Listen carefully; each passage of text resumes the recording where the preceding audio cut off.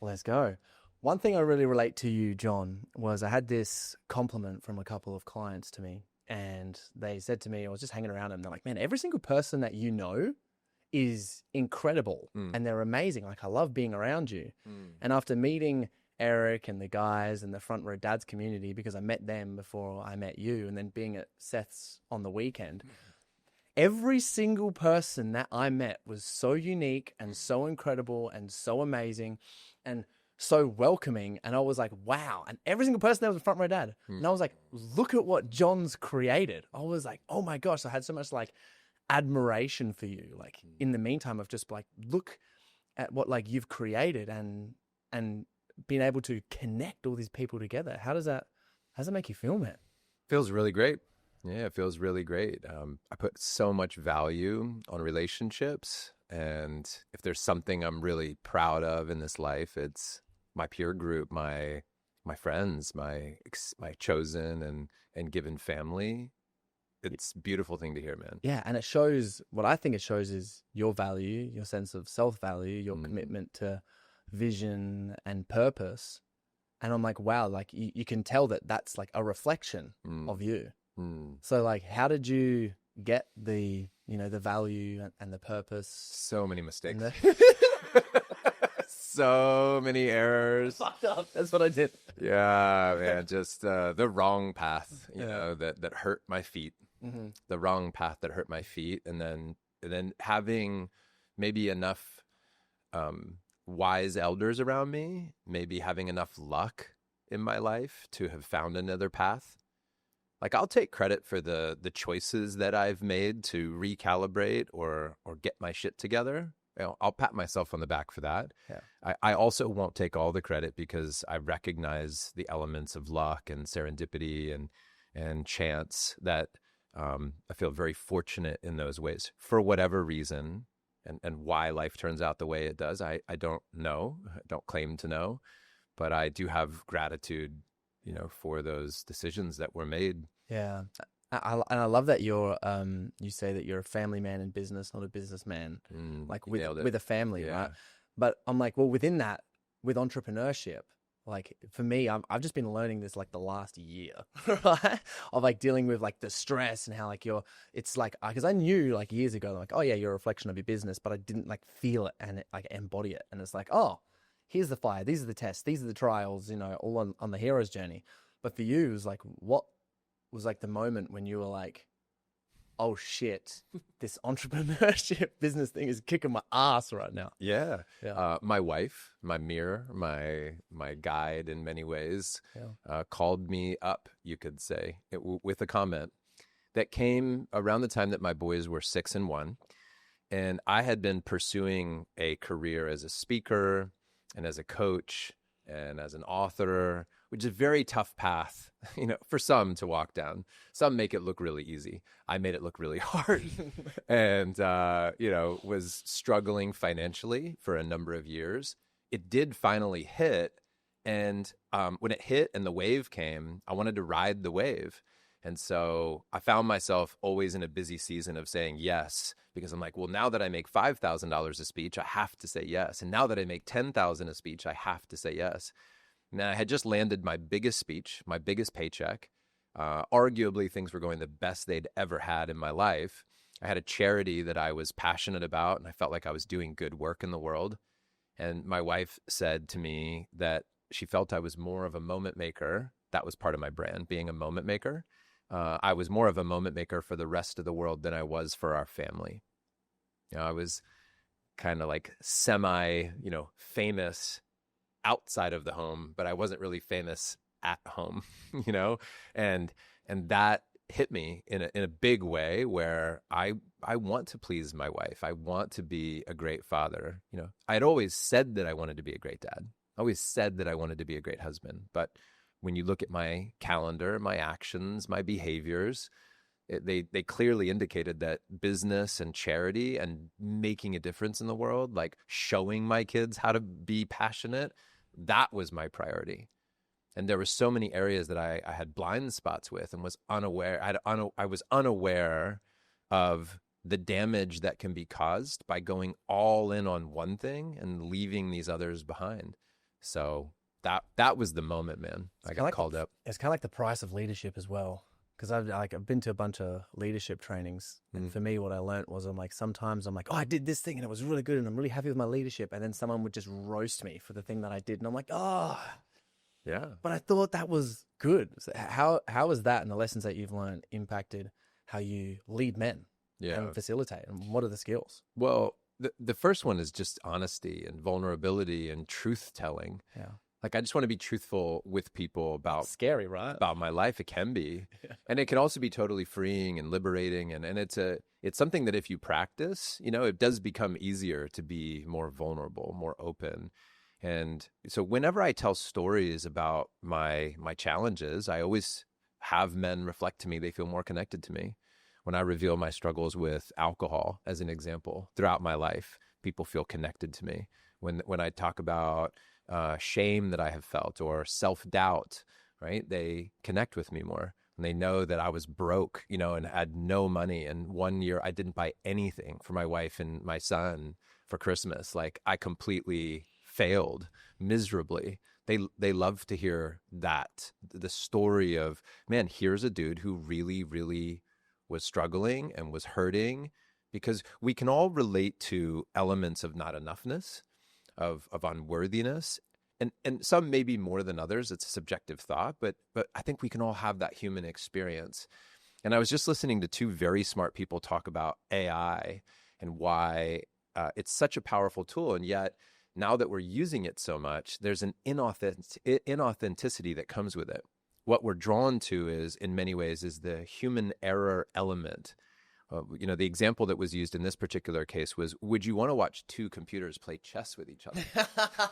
And it's like, not really. No, it'd be so shit. Even though it's perfect, and predictable, you actually want the unpredictable elements, the human elements, the fallibility to be part of that story.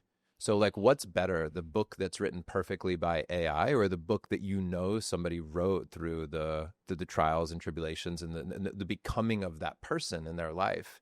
And so what I've learned is to embrace all elements of that. The more I was able to learn about my dark side, as an example, and my light side, the full range of who I could be, the more I pushed into those edges of either my greatness or my weaknesses, the more I did that for myself, the more I could hold in others. And the more that I opened up about those edges, right, the more they opened up with me, the more human connection that I felt. Yeah, 'cause one thing that I found with vulnerability as well is it's also an edge to speak about your power too, out of fear of getting shot down. So I love that you say it's like, you got to own your greatness, because it's scary sometimes to be like, oh, I did all these amazing things. Yes. In case someone goes like, you're a fraud. Yes.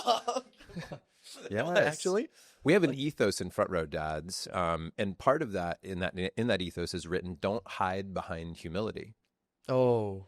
Don't hide behind humility, because we can hide in lots of ways. And one of them is like, I'm so humble and I'm not going to talk about my light or my brightness. And there is a way to do it with class and, where it doesn't feel like you're grandiose and bragging and better than.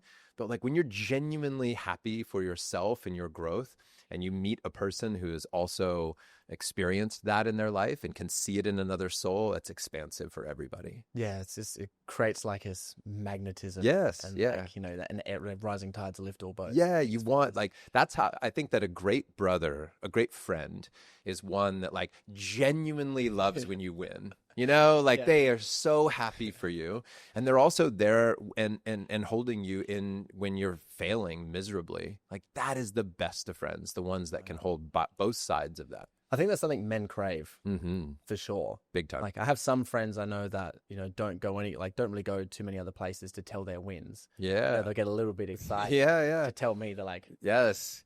Corey, I made this amount of money today. That's right. And I'm like, yeah, boy, let's go. Yeah. And it gets like really exciting. Very much. Like, I can see how, it's just, I love the don't hide behind humility. It's just like a perfect sentence that summarizes that. Beautiful. And also what I want to talk about is a little bit of leadership around men, because you have like hundreds of people come to your retreats. You've worked with like thousands of men, like online and in person. It's like, what do you know that other people may not know which is like, skills and tools that helps people, like helps facilitate those experiences and those transformations and, for men. Like I just fascinated by it. Yeah. Well, my work, if I were to try to figure out what the formula is, and I think I'm still trying to figure out what the formula is. I know it works. But what I would point to is I desire to create environments. So let's call it a physical room. Like we have an event. And when I put that event together, I'm looking for, first of all, having the right people in the room. And to me, what I mean by the right people is men, and I'm trying to keep this very simple. So a lot of these things are nuanced, but people with wisdom who are also wise enough to know there's more to learn. That's my ideal man. Now, of course, family man with a business, not businessman with a family, has a lot of guys raise their hand and say, that's me. That's who I want to be. That's the target. So we have some good qualifiers that put the right people in the room with enough shared and similar values. That's part of the magic, but also differences. Like we have guys that are devout Christian and those who are agnostic or atheist in the room. And it's not a qualifier to be in the room, just like neither is, where they're from or how many kids they have or whatever it might be, the shared common value. So you pick the right men. And then in that room, my strategy has always been ask amazing questions, build bridges between men for them to answer those questions and get out of the way. So I do not take the position in the community as being the guru. I don't show up as the teacher. Hey, everybody's here to listen to Jon's wisdom, and I just sit in the front of the room, and bestow wisdom upon the attendees. That is not how it goes. At a 3-day event, I may speak for a total of an hour. 3 days. But I will ask questions, put people into small groups. I will bring in other experts and interview them and share wisdom in various ways, but all of it comes back to the conversation that men can have. Mm. That's the goal. Yeah. So that's the mission. Real leadership is having somebody to connect to themselves first, and then connect to each other. And if I can do that in healthy ways and create a culture where men are listening and holding space for each other, that is winning for me. Yeah, it's like getting out of your own way and just showing up to serve in regards to, it's facilitating. That's what it is. It's really 1,000%. Yeah, which I absolutely love. How did you bring that when you're at the point where it was like, oh, I can't even afford Christmas presents? Like for me, I'm like, how did you show up? Like, how did you keep going at that stage? Like knowing that you had to, move forward, because it's like, I understand the fraud feeling. Yeah. I know what it's like to have a lot of money, lose a lot of money. It'd be like, I know what it's like. And it is like boggling. I'm like, this is like some of the most, stress, but the biggest lessons that you can learn in such a condensed period of time. It's like, my dad said to me one time when I was like really near rock bottom, if you will, he said, son, there's nothing more motivating, I think was his word, to a man than opening up his cabinets and seeing no food.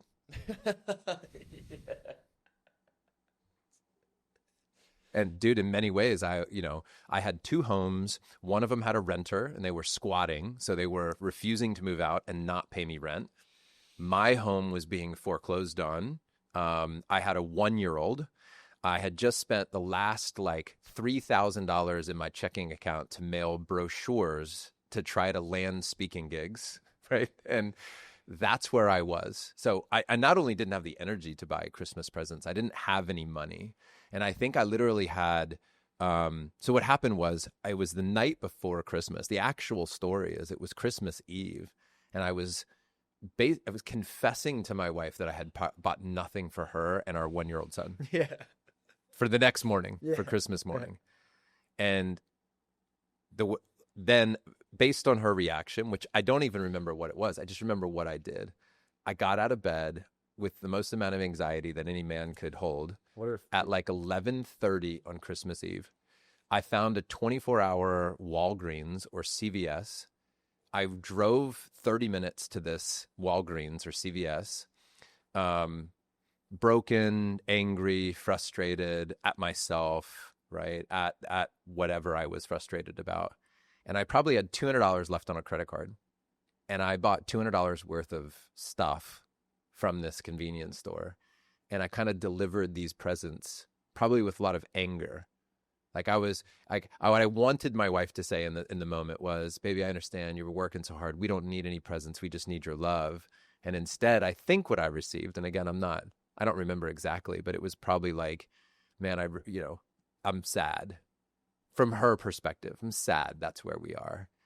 And I was like, I already feel enough shame about myself. I don't need to stack your shame on top of it, like, and so I was I was unable to source it from within, but I was hoping that she would say the words to heal me. I was outsourcing my healing in that moment also. I was just ultimately not taking responsibility for myself completely and totally.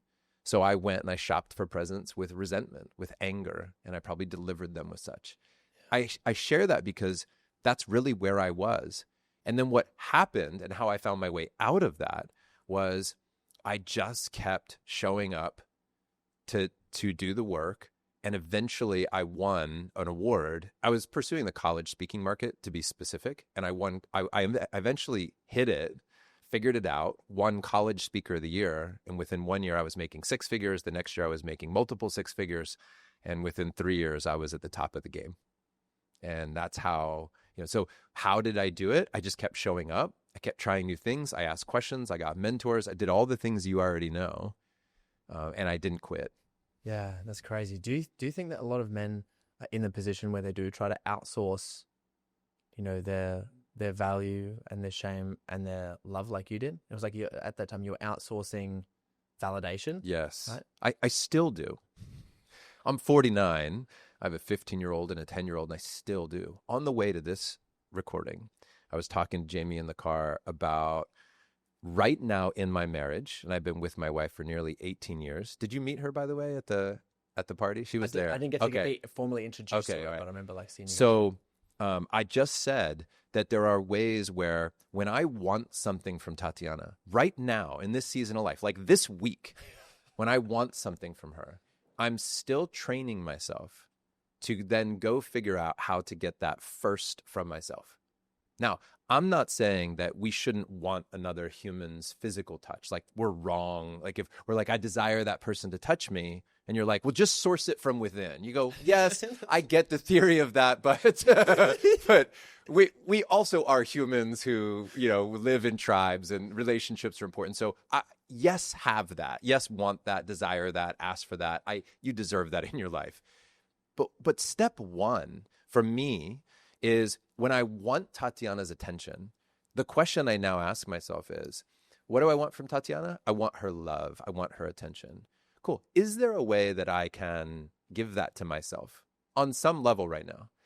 And I go there first. Is there a way that I want Tatiana to validate me? How might I validate myself first? And that's a beautiful place to start. Now, given a little more time, the other question that comes up is, what wound has yet to be healed in my life that I still need her to tell me I'm enough because I didn't go back and figure out where did the break occur? Where did the wound first begin? Now, sometimes it's not always a wound that you point to that you're like, it was this specific moment and this specific person, but you're just a human being, right? And sometimes it's just these human tendencies that we have. But I think that's the way through for me now, right now, and what my continual practice is. But just like anything in life, this isn't something you get one time, you heal it, you figure it out, and then you never come back to it. This is the meditation. These are your daily push-ups. This is brushing your teeth. This is any of the other metaphors that we can use of your daily practice to stay in alignment. Come back to how do you source that from within? Yeah, because without it, what happens? Without sourcing from within? Yeah, if you're like you put a lot of pressure on the people around you to deliver to you the things that you are failing to deliver to yourself. Yeah, I was thinking about this literally today because I was just writing this morning, and one thing that came up was it was like this whole piece of it is trying to outsource your own fulfillment, but also being unaware of it when you're outsourcing it. And then just for me, I come up along the line, especially in business, I'm like, would it serve me better if I didn't do all this healing and understanding and learning where it comes from, because then I would just sweep shit under the rug and just, go down for sales like a bull out of a gun, right? Or I'm like, is it better to do this and keep pursuing it this way while I'm learning and understanding? But now that I've got the skill, I'm like, I can't turn it off. Yes. I'm always analyzing. Yes. So I have this question. And I'm like, what's right? Is ignorance for bliss? Yeah. Is ignorance is bliss a true statement? And the answer is yes, in many ways it is. That's why the innocence we try to protect in children, is it wonderful to not know things? Sure. Until life lets you know that you're entering a season where you may need to know this. And so what sometimes it is mourning the loss of our ignorance is bliss period of life. So grieving that. Yeah, it's grieving. And that's okay. That's part of hey, your evolution as a human means now the lights are on. Once you see it, you can't unsee it, right? And we were joking the other night, it's actually months ago, not the other night, but months ago with a group of people about how personal growth has screwed up our life. And we're like, we're going to write a book. And we've already literally started a Google Doc. I'm not even joking. And the Google Doc is all these ways that now that the lights are turned on, we wish we could go back to, not. I was blind, but now I see. I need sunglasses now, bitch. Yes. There's a lot of truth to that. There is a responsibility that then when you have that once you see the suffering that you're causing, right? How your actions affect other people. Right? You have to feel it. That's it. Because I'm assuming, especially as a dad as well, because I work with a lot of guys who are dads. It's like they're real careful to not project on their kids, and there's a lot of parent guilt all the time, and it's just it's even more of a mirror reflection of your kids and yourself. That seems crazy. But then also I'm also obsessed with, at the moment, I've been learning a lot into, it's sex and sexual desires, and how they're also a reflection of your own personality as well. I think it's just crazy that you can just take, with personal growth, it's just in all of these different areas, it's just shining you back in your face. For sure. Yeah. And I think like most things, you can go too far. You can go all in on the personal growth path to the point to where it's hurting you and your loved ones. You can't have just a fun day. Every conversation has to be super deep.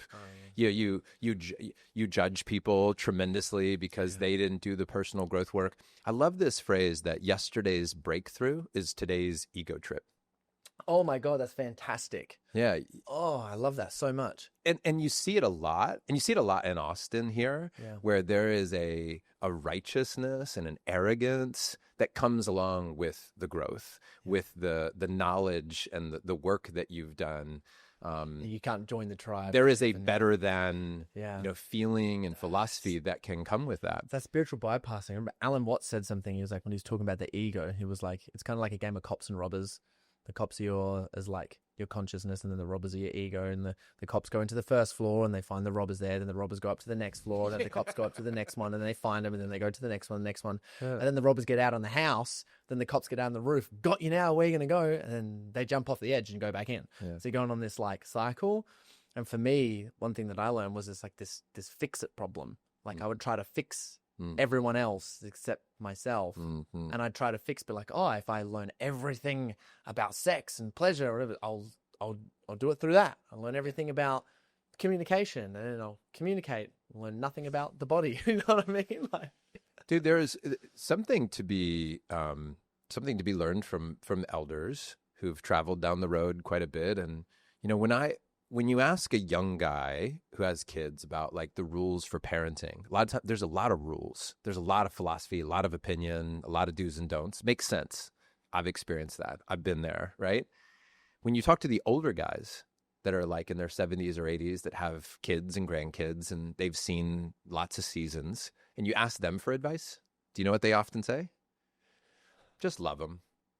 It's like, literally like you would think that after 80 years, they would say, I have 62 things I've accumulated over 80 years that you need to do in order to be a great dad, right? Pancake Saturday morning, attend all their sports games, never say this, always say this. Like you would imagine they would just have curated an endless list of shit. But actually their list gets shorter, much like a great book. That the better it gets is like the more that you cut out, all the way down to why we love quotes.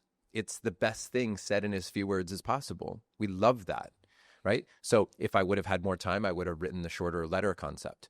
And I think that there's a lot of wisdom in that. In, the surrender experiment. Why do we love that? Because so much of it is about the letting go. It's what we don't do. In the first part of our life, we put a lot of weight in what we do. I want to learn the strategy, the framework, the action, the morning routine, whatever the hacks are, the productivity, how much can I squeeze in? I notice with people in the second half of their life, a lot of it is what can I let go of? What can I stop doing? How do I say no? The wisdom of just like space, right? Yeah. That is something really beautiful. So it's what we oftentimes don't say. It's the pause in between the notes. It's all of that I'm trying to lean into more now, having less answers and more curiosity and questions. Yeah. How did that for you show up in like actually repairing, like going through repair phases and like healing and creating intimacy and connection like in your relationship? Yeah. Because for you, as like being a family man, I'm certain, because I haven't heard much like stories from you on this, but I know for sure that you would have some crazy stories like with your wife. Endless. All right, let's begin the 3-hour podcast of like things I've learned with my wife over time. Yeah. But is there like been a moment for you where like you realize that, in terms of like an ego dissolve? And I know like continuously it's like, when you're in relationship, it's a ceremony, right? It never ends. There's always something this week, today, this morning, blah, blah, blah. There's always this. But was there ever a moment for you where it was like you had to face off with like, the atonement with the father, the ego, the depths, the belly of the whale. Of like your own ego in relationship where you've just been like, whoa. And to like every single day. What was the wound? Like, every single day. Well, I'll share with you a story that I think captures what you're getting at. And I'll talk about the wound that comes along with it. So the story is that Tatiana and I, years ago, were walking a beach in Florida, and I had something that I wanted to talk to her about. I don't even remember what it was, but it was like felt heavier, felt bigger. And I said, hey, can we take a walk on the beach? As we start walking, using all my communication skills, my coaching, this righteousness that comes with like, I read the books, I know how to say this, I can teach this stuff. I did all the right things I felt to set the conversation up by telling her, hey, can I get your undivided attention? I have something big I want to share with you. Does that feel good to you? Can I, is it okay if I share? I did all the things I thought you're supposed to do to tee up a conversation. She said, yes. Start walking, talking. I start opening my heart, vulnerably opening my heart. She sees a shell on the beach, and she, like, in the middle of my vulnerable share, she goes, oh, hold on 1 minute, and bends down to pick up this shell. She goes, isn't this so beautiful? This happened to me, and I've been so fucking pissed off. And I feel so interrupted. This is the ongoing wound in our relationship, is I get interrupted and I get triggered, right? Which is a not being heard, not being seen, not being valued wound. From as a guy, right? It's like, well, you'd assume that's a lack of presence. That's it. Yeah. Yeah. Lack of respect for what I'm saying, reverence for my care about heart, my words. Right. The shell, in the most simple form, the shell is more important than me. Yeah. Like, I'm like, if I was me, I'd be like, yeah, it's happened to me on times. I'm like, well, you don't give a fuck about me. Yeah, that's it. That's it. And that you can trace that wound back of like, who else didn't give a fuck about you and why? Like, that's the big one, right? And I say to her, again, trying to do all the things I've learned, reveal myself, tell her my truth, be honest. Hey, that really hurt that you bent down and pick up that shell. I don't feel seen or heard. And I'm like, again, check the boxes that I'm doing the right thing. That's a theme, by the way. I'm doing the right thing. That's a big one in my life, right? That's how I got love as a kid. Do the right thing. Okay, so I say this to her. This really hurts. Would you please give me your undivided attention? I'll give you $1 million if you guess what she does next. She said yes, firstly. And then she looked at another show. And then she looked at another show. Yes, you're a brilliant man. You should have a podcast. And do it. Yes. So a minute later, she sees another show and she picks it up. And I go from like the first one, I'm triggered at a level 3 or 4. The second one, I'm triggered at a level 7 out of 10. And I'm like, I can feel my anger boiling, but I hold it. I suppress my anger. I do push it one down. more time. One more time. Yeah, so I tell her, I'm like, hey, I'm probably more animated. Hey, this Tatiana, this really hurts. Like, I'm trying to tell you what's going on. And I'm trying to trying to tell her I don't feel seen. I'm so sorry, babe. I'm so sorry. Okay, continue on. Dude, if that is like, for me, oh my God. It's like, I would be questioning myself, like, am I being a control freak? That's right. Now? Well, that's what happens. Yeah. You're exactly right, man. Then I start questioning myself. Am I a control? Like, I'm a manipulative control freak. That's it. That's exactly. Because I want her to listen to me. That's exactly right. So I start pointing the finger to myself, start feeling shame, start like, okay. Like, it's because I take responsibility. Then this is my fault. A third time she does it. Oh God. And I don't remember what I said, but it was probably like, what the fuck? And I left her on the beach. I literally turn around, I walk away, I leave her on the beach, I go back to the house. Luckily, I had a coaching call with my coach, who I brought this to immediately. And I just knew. I knew when I brought this story, I was certain. I was like, here's what I did. And I said this. I did exactly what you told me. I did exactly what the book said. I asked for what I wanted. I revealed myself. I was truthful. I did the whole thing. She wasn't listening to me. Blah, blah, blah, blah. All right? He said, Jon, I hear you. And I also want to let you know that while you were putting so much weight in your world of words, you said the right thing, right? You asked for the right thing. You completely failed to miss that she was communicating to you, that she was not available for this conversation with her body, with her actions. So you were totally attuned to your own words and your perfect coaching and your perfect delivery and all the things that you think matter most. And you failed to read your wife's energy. Because what you can master is you would have said, hey, can you listen to me? And she would have said yes, but you would have known by her body, by her vibrations, her frequency, her lack of presence, that she was not able to be there for you in that moment.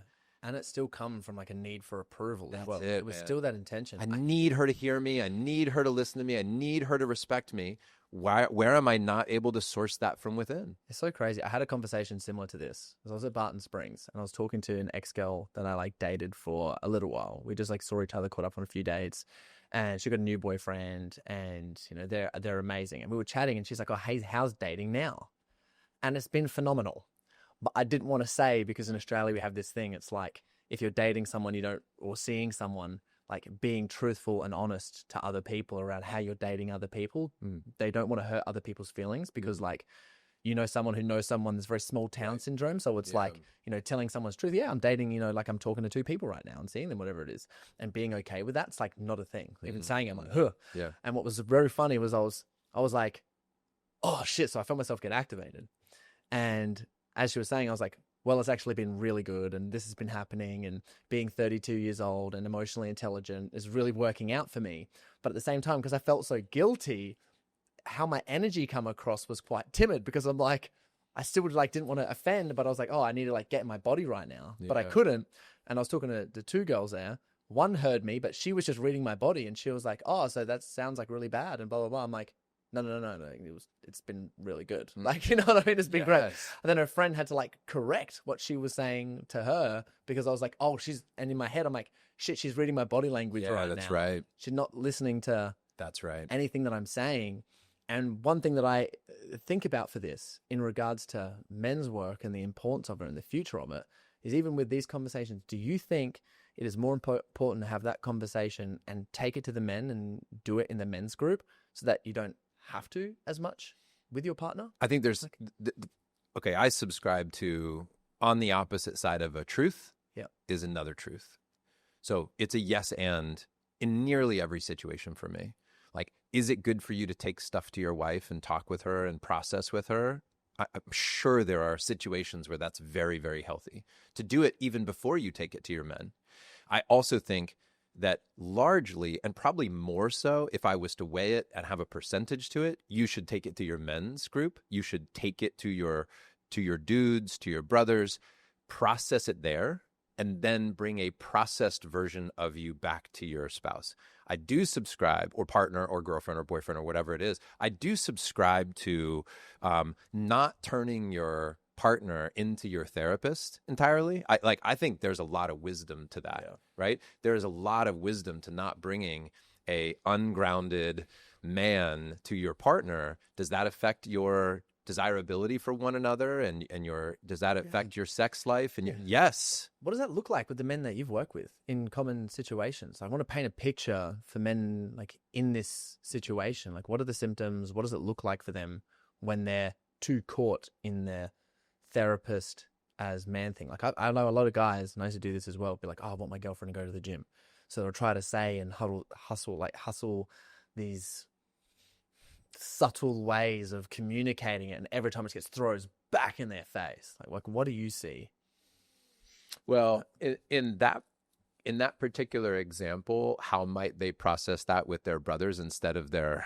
No, it's like, well, what do you actually see? Like, what are the things that you see men do where they just fuck that up? You know, regularly, like when they're in the groups and in the settings and the conversations that they're having, where they're like, oh man, this is what it looks like, and when they see that, it goes, oh, I'm being a therapist, right? Well, what comes to mind is there's definitely a coaching element, by the way, of men trying to change their partners versus trying to change themselves, right? There's that piece. Yeah, and even, I'll give you an example. We were at a Front Row Dads event. There were 50 dudes basically in a circle, and one of the guys was sharing, and the spirit of his share was essentially, how do I get my wife to blank? Insert anything, right? How do I get my wife to?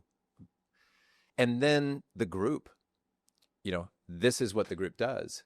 They essentially, through asking questions and holding a firm boundary with this guy about, like, culturally, our group does not exist for men to come together and talk about how to get their wives to do anything differently, right? Like, that's not why we exist. Let's come up with better manipulative strategies to go home and, like, coerce them into whatever that we want them to do. That's not it. How do you get your wife to go to the gym? Wrong question. In our community, that's not the question we're trying to answer, right? The question is, why do you need her to go to the gym? Why do you feel the need to control that, right? What do you feel is lacking in your life? And in many ways, so it is the man being able to hold up a mirror, look at his own stuff, right? And then ask, what can he be fully responsible for? You cannot control your spouse. You cannot get them to do anything. Now, are we able to influence? Of course we are. We are influential creatures. We have energy. You're the thermostat of the room. Like, there's a lot of evidence to that, right? You clearly can impact the dynamics of a room or a person, for sure. And so it's not the argument. But we're not trying to get you to change the person, to bend to your will. Now, how to communicate in such a way to be really clear with your partner, how to ask questions that aren't manipulative. And, like, that's the part that feels icky. You know something, they're trying to get you to do something, and you can sense it and smell it, and it feels manipulative. That I hear a lot from partners. When my spouse is not being fully truthful with me, but I can tell they're trying to get me to do something. Nobody wants to feel controlled, manipulated, and influenced in a tricky way. We don't like it in marketing. We don't like it in our relationships. Yeah, so what do we do about that? I think that the first thing you do is you bring awareness to it, like we're doing right now. I'll give you a great example of how manipulative I can be. You ready? Like, let's go. So but just on this as well, before we pick up some context, like, I found there was a lot of traits like that for myself, and I had to let them go because I would bash myself on the other end. Yeah. When I found that I had some traits, which was me trying to influence, even though it come from love, it was like, that's right. Well, That's where it's coming from a lot. Yeah. When you really, really get down to it, man, the reason we're doing a lot of things is to feel more loved, to feel more connected. By itself, feeling powerful and loved and connected are not bad things. Just how we go about them clearly can be very different. I'll give you an example of an unhealthy way that I went about it one time. Yeah. So part of my dynamic with Tatiana has been time. So I'm super on time, and she doesn't have a watch or a clock or know what a time is, right? So this has been a rub for us in our relationship. Now, I say that lovingly and jokingly, right? And she's gotten a lot better with it. So I want to give her praise too. Over time, she's valued it more and more in support of me, really, by her choice, which I appreciate. There's this one moment when I was sitting with her on our couch in our living room, and I said, hey, babe, would you give me a back massage, right? Asking for what I want. Physical touch is a need of mine. I was asking for what I want. And she said, absolutely. And this is where our dance begins. This is our trauma dance. This is how we do, right? She goes, I'm just going to go walk the dog. This is a wound for me too, because the dog always feels like a priority over me.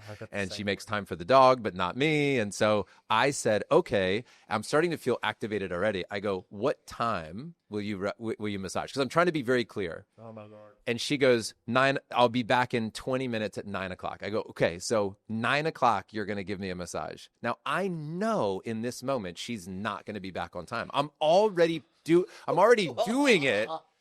I meant now when I said massage. Like, oh my God. So she goes and walks the dog, and guess what? She's not back on time. And at 9:02, I'm like, see, she doesn't care about me. She doesn't love me. She doesn't respect me. She cares about the dog more. I get into my story. So I go, I'm going to go to the bedroom right now, and I'm going to turn off the lights and go to bed so that when she comes, this is how manipulative I was being in the moment. Now, I wasn't even aware I was doing this to when I look back on it. I'm like, holy shit, I did that. I was like, I'm going to go to the bedroom because I'm upset. I'm a little boy who's hurt, right? And I'm going to turn off the lights when she comes back.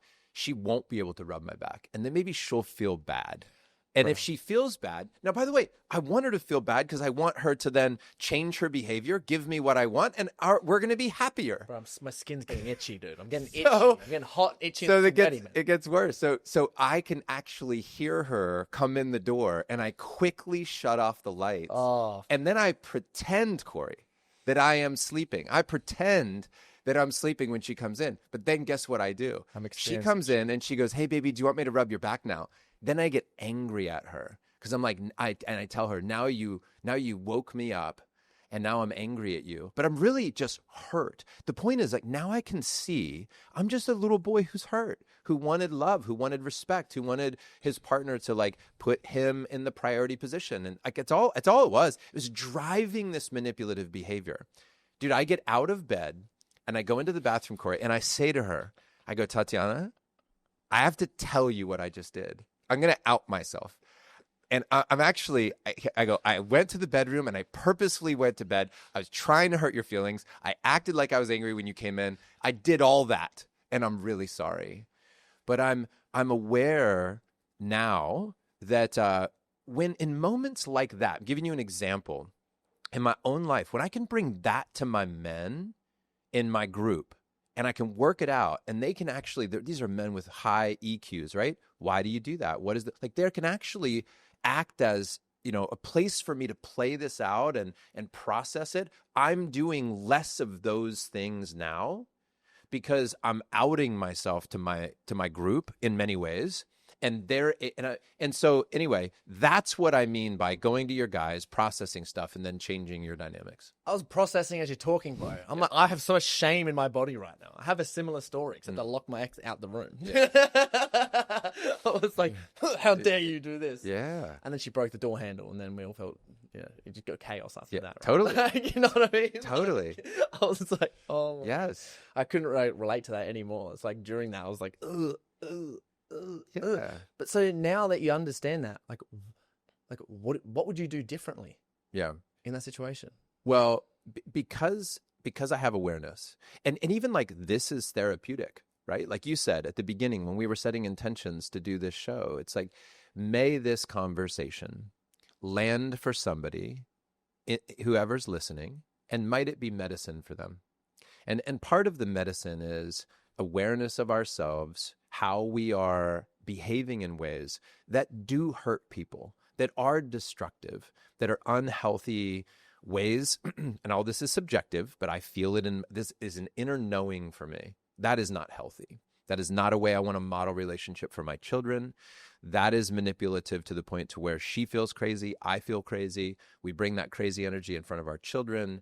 Like, I hope that in me revealing myself here to you today, that guys will be able to see themselves more, talk about it more openly, have some truthful dialogue, and then behave differently in the future. Yeah, I think one awesome way of framing it, because sometimes realizing that yourself, like for me, when I was going through and understanding that that's what I was doing, I'm like, this is an unbearable weight to bear because it's so ego crushing. Mm-hmm. And it's like a lot of guys don't want to do that work, especially when they're starting off, Yeah. because you stare that shit in the face. Yeah. It's like, I hate myself. Yeah, you know what I that's mean? right. Like Yeah. you really dislike yourself because you're like, well, I don't know who I am. And Yeah. one part of me is like, well, changing this is almost impossible.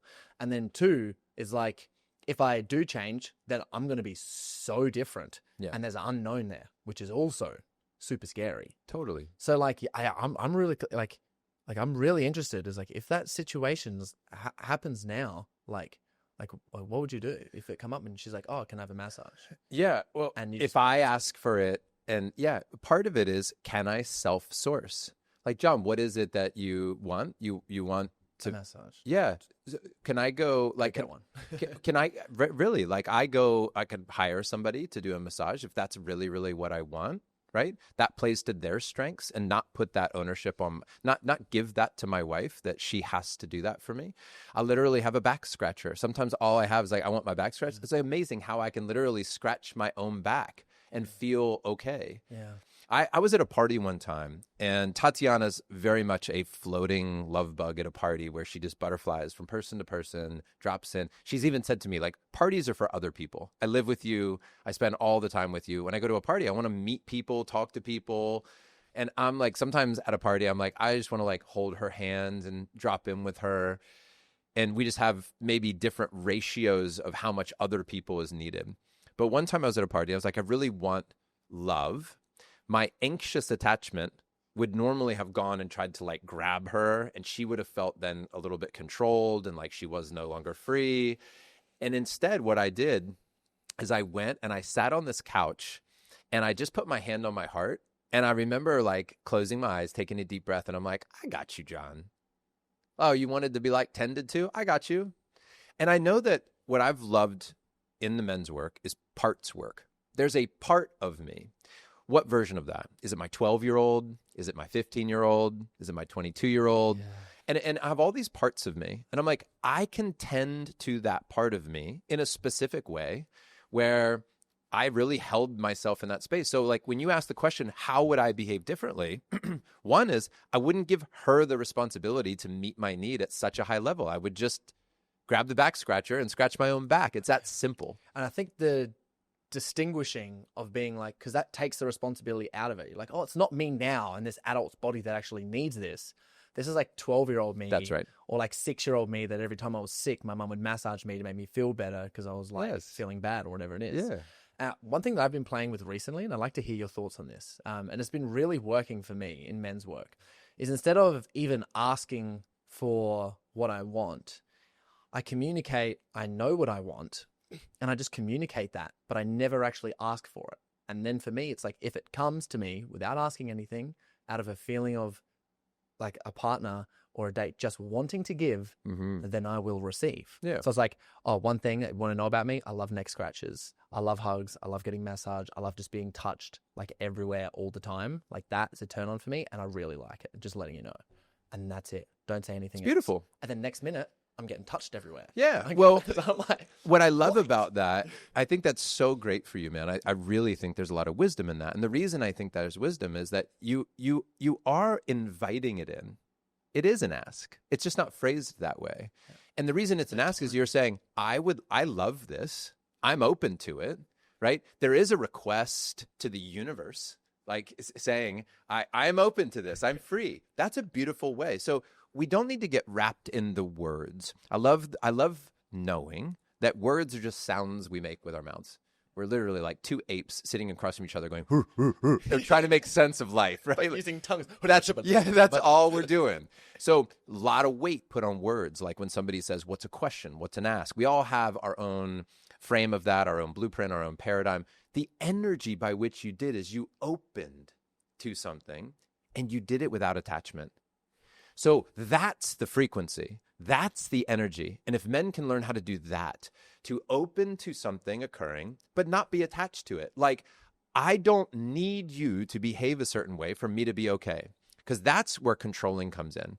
I need you to behave a certain way so that I feel okay. Yeah. I need you to say this. I need you to do this. I need you to stop doing this. All so that I feel okay. Our core primal need of wanting to be safe.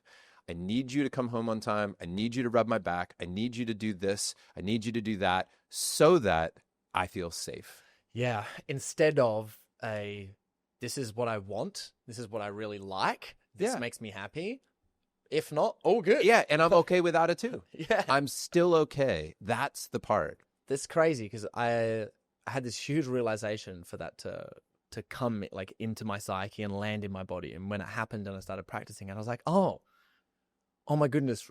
And every day and every person I've spoken to and any sort of intimacy that I've had with someone has just been so effortless and seamless. Mm-hmm. And I was just like, took a moment to be like, 22-year-old Corey who wanted all the attention from the women, bro. Like, you're good now. Like, this is like, because once you've done this, it's, it can't be undone. And that's so attractive I think for a healthy feminine to find what you're describing right now. Yeah, I think it's amazing. But now what I'm trying to do is like, okay, now how do I take this skill and do it with business, money, success, and opportunities? Mm-hmm. Yeah. Do you have any wisdom on that? Well, I think that if you're talking frequency or energy, which I'm very attracted to in this season of life, you're asking for what you want. You're inviting in the possibility, but you're not attached to it. Like if you invite in a scaled business, right? And you're open to the possibilities of how that might unfold and you're approaching with genuine curiosity and you're choosing to do the dance in different ways. I mean, ultimately at the end of the day, the game is do the best you can with what you have in any given moment and find gratitude and joy in the outcome of that. I have a question. And that's as simple as it gets. This is one question. I land and resonate with that so much. And this question is just like burning my soul because I feel this. I had like clients ask me this question. I've asked myself this question and like, I haven't really landed on an answer that I'm 100% like really solid on. Okay. And it's, okay, I want success. I have ambition. I desire success. I desire, impact, influence, all those things. But I know that I have to detach. Like, do I actually have to detach from that in order to get it in a healthy way? And then does my detachment from, success and needing it also take away my drive? Because I'm also attached to my drive. I don't want to get rid of my drive for that because that's something that I want. But if I want it, I don't have to let go of it. And I just get in this mind fuckery about it. And I haven't. Well, what is success? That's a great question. I think it's dependent. Everyone has their own idea of success. I mean, that's where ultimately it begins with that. It begins with defining, well, what is it? What is the life that you're interested in living? Because there is something really beautiful about the being energy, and there's something beautiful about the doing energy. You know that old story about the fishermen, in the islands? Have you ever heard this about the?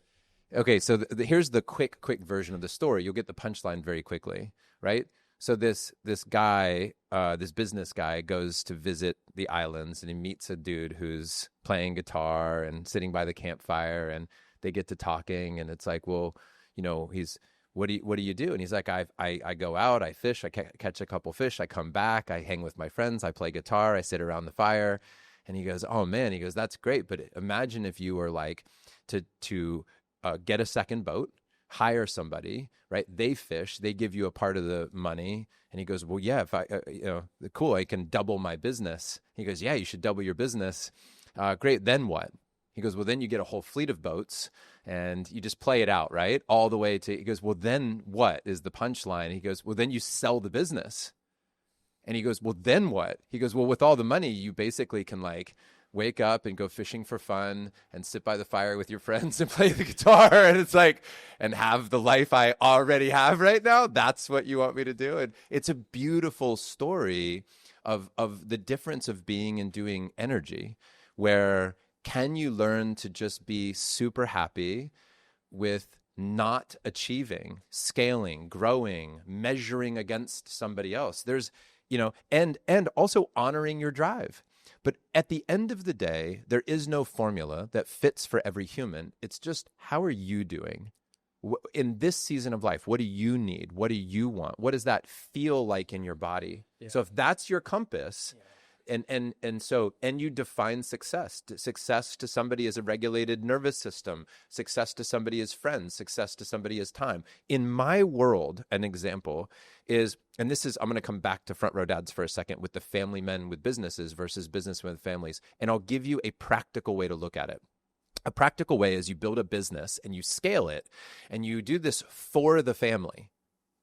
And then one day you're like, hey, I want to take my family on a vacation, or I want to do this. How do I fit that into my schedule or my life? The other one is you take out a calendar and you put 4 weeks in the summer to travel to Europe with your family. You say, I want to go to soccer games in the evenings, and you build your family calendar. I want to work out this many times. And then you say, what kind of business do I want to build around that?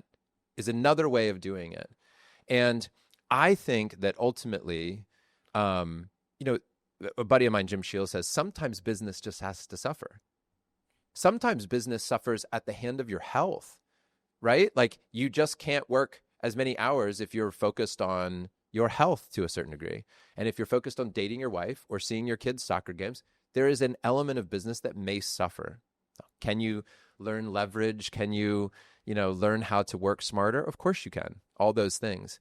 But it really comes down to, what does a successful life look like for you more than anything? Yeah, what makes sense out of that for me, to summarize it, is like clarity on what you want, and then learn all your patterns so that you can have embodiment within the process at the same time. Yeah. Because for me, otherwise it's like, with the whole, stress of business and wanting to succeed and having all the ambition, it makes so much sense, because it's like eventually if you stay in that point of view, you're going to build a life in terms of scarcity and need that it may not be 1 year from now, it may not be 2 years from now, but it's like 10 years from now, that's going to bite you in the ass, and it's going to hurt. It's going to sting more than ever, because you've put all these, protective walls to make sure that you can keep this drive and need and craving for success, which has just been like running your nervous system, not you running your nervous system. So it's like when you do the healing, you get clear on what you want.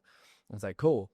Yeah, I do want a business. Yeah, I do want a lot of success, but that doesn't take away from the now. And even when things get hard, when things get tough, when the tax bills hit, when the employees get angry at you, when they leave, or when a client, something bad happens with a client or something else happens in there, you see it as just a problem to overcome rather than something that's taking away from your idea and version of success, which, kind of comes back around to when you try to control and manipulate your like success and drive, right?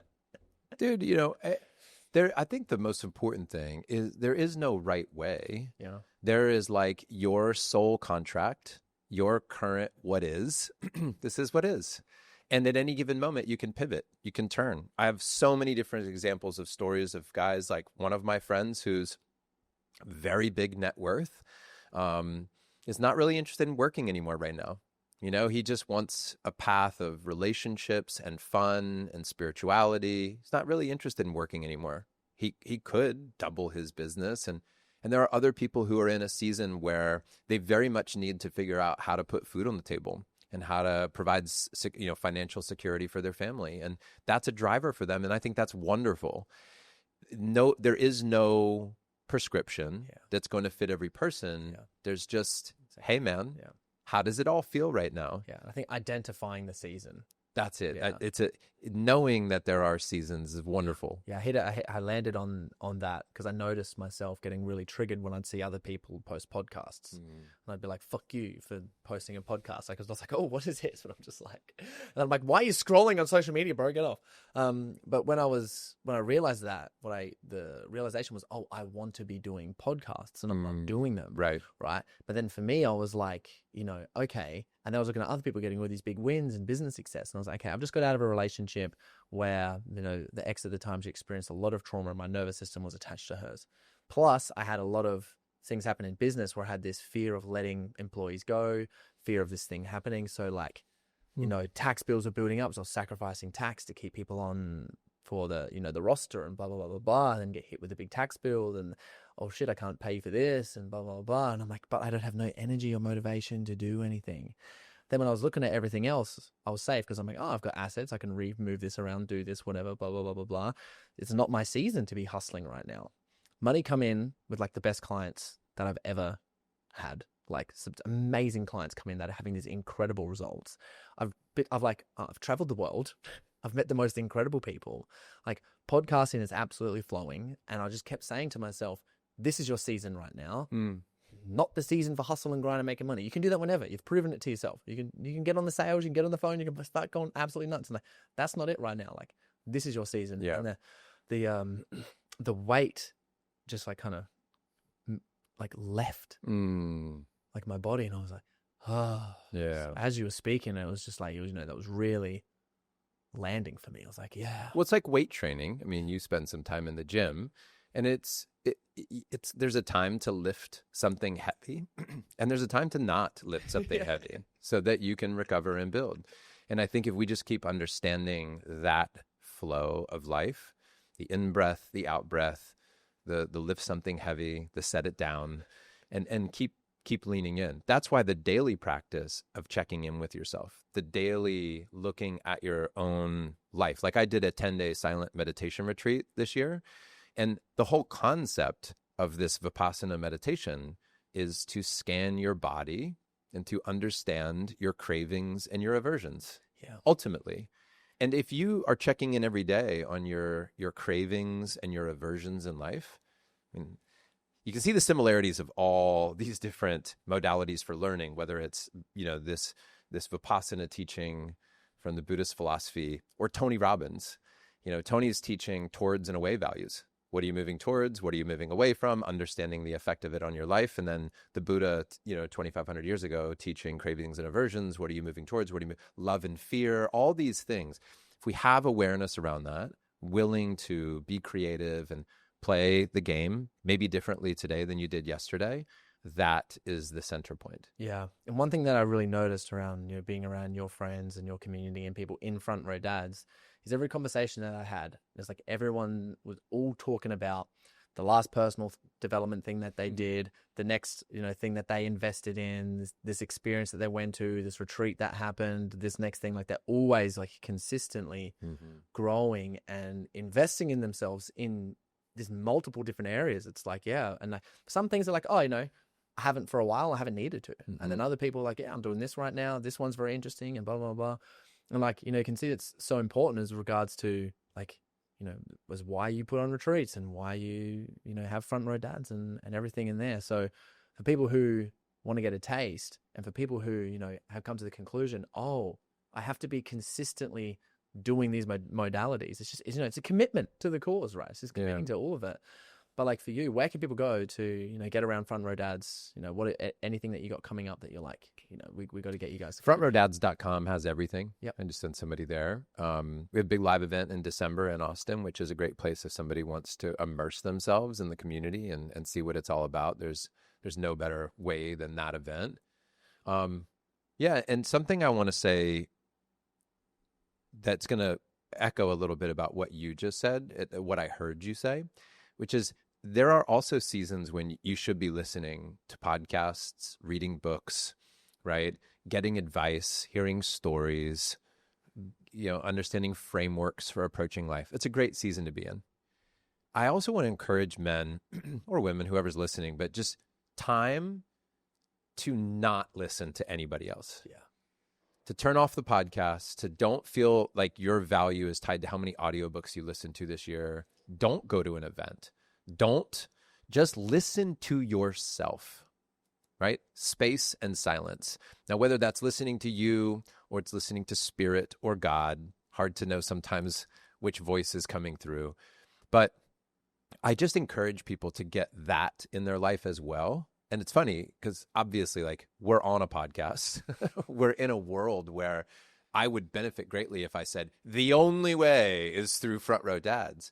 And it is a healthy way and a great way for some. We also just need time alone, not listening to anybody. And so my encouragement is for people to, really listen to themselves or the whispers from Spirit or God and trust that too. Yeah, identify. Because some people will be like, yeah, I need to move and learn this. And other people will be like, I need space. Yeah. But also for me, I also know that if I need space, I need to go to a Vipassana. I need to go to a retreat where they're like, hey, we're going to take your phone. That's right.